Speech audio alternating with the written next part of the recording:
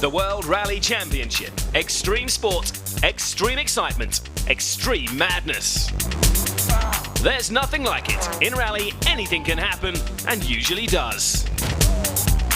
Prepare yourself for a wild ride, experiencing some of the craziest moments in the craziest motorsport in the world. Coming up, losing it at the last, drivers snatching defeat from the very jaws of victory. Incredible initiative, the desperate measures competitors will take to keep their cars on the road.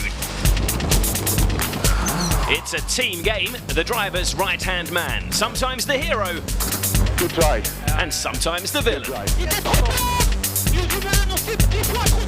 And living the Vita Loca, Gigi Gali, the madman's out of the asylum and on the stages. But first, the World Rally Championship does what it says on the tin, a rally championship that crosses 5 continents and circles the globe. The world's a stage, or to be more precise, the world is over 300 stages a year. The drivers have to tackle every terrain that Mother Nature has created and every possible road surface. It's not just a matter of driving on tarmac in the rally drivers' world. Oh no, these guys tear over rock-strewn gravel, race across some of the Earth's most remote landscapes, navigate through mountain passes, accelerate on pristine snow, and even drive on water.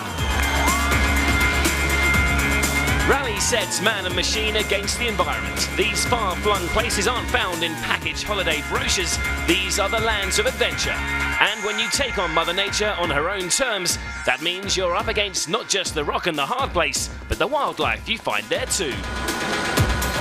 We've had giraffes, obviously zebras, everything like that you can imagine in Africa. But even in Europe and Japan, you know, we've seen a bear on the recce. We've had elks jump across us in the road in Sweden, deer in New Zealand, kangaroos in Australia. Put us out on an event with a kangaroo through the radiator.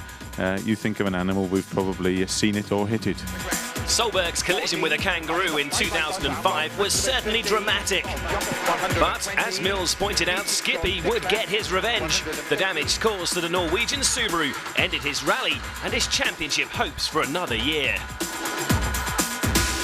Came out from the forest, couldn't see anything, so it's just incredible.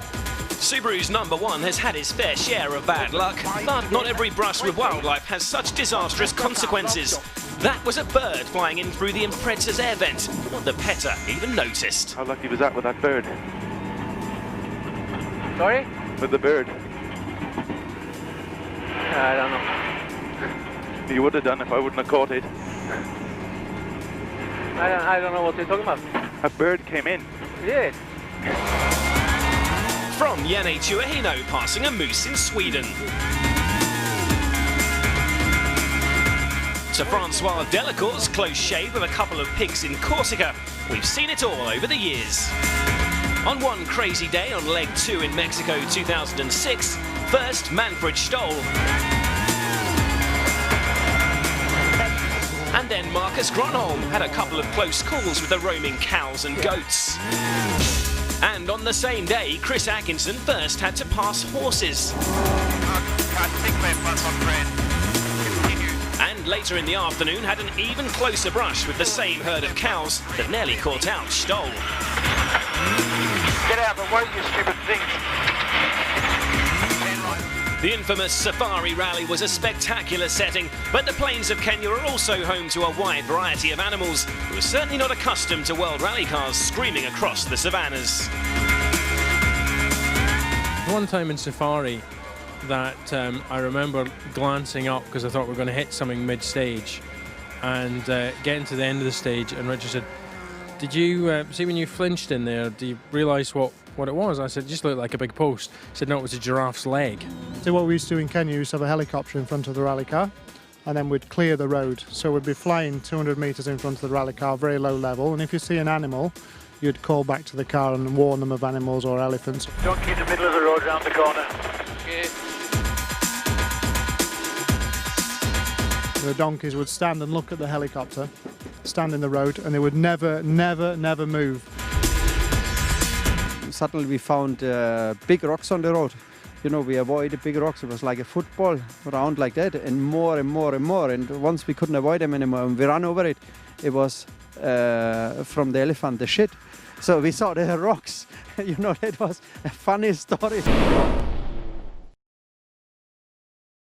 Watch WRC Plus on all devices. WRC Plus, all live.